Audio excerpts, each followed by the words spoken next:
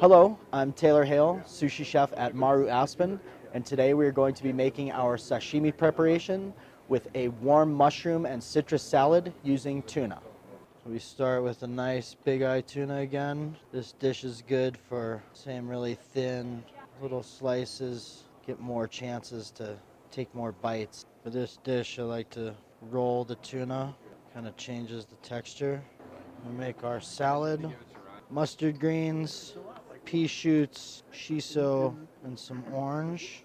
Warmed mushroom mix, a little lemon juice, a little olive oil, and a little sea salt. Brush of the aged soy, a little bit of tosa, a warm mushroom salad. Hearty salad for a bite of tuna, so I like to get a lot. And there's our warm mushroom citrus salad with tuna sashimi.